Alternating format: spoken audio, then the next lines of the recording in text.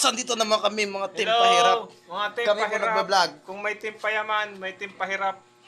Ayan po si Kung pao. Kung Pao. Yan po ay siya magluluto. Shout out po sa mga nanonood dyan. Nakakain na po ba kayo ng nilaga na hindi nalaga? Oh, yan po. Oh. Team fighting.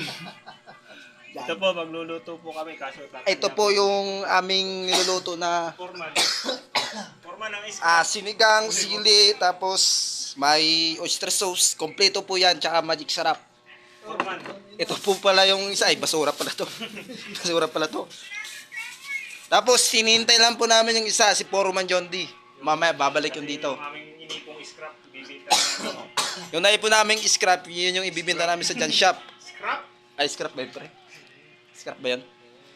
Ito, boss. Ito naman, Lods, yung Pangnilaga. panglaga namin. Pangnilaga, hindi nilaga. Ito. Ang tawag dito ay... Ano ba tawag dito? Kamote. Kamote.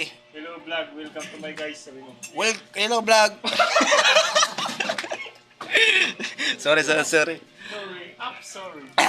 So, we continue ulit. Ito po yung tatay namin pinakagwapings. Nagluluto. Shout out. Shout out ka naman tayo, sabi mo nagluluto. Shout out from Bicol. Sign ka sa kay Bicol, man. Vlog. Paano bang ano ito? Sorry guys. Gabihan mo hanggang 30 minutes yun. Oh, shout out nga pala dyan sa mga tropa na ano dyan. Nakatulog ko lang galing sa gising. Tulog ko lang galing sa gising. Kung Paok, anong lulutuin natin Kung Paok? Nilagang hindi nilaga. Yun oh. Tatanggalin natin yung mga dumi-dumi kasi yan yung masama sa pero paborito niya yun. Yan yun. Yan yung sabi ni Kung Paok. Team pahirap kami. Ito yung cutie boy. Ako nga pala si vlogger Cutie Boy. Kaso nga lang kalbo na ako eh.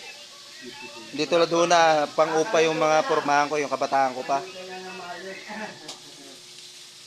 Yung kabataan ko pa kasi guys, ganito kasi. Sa Facebook na lang pala.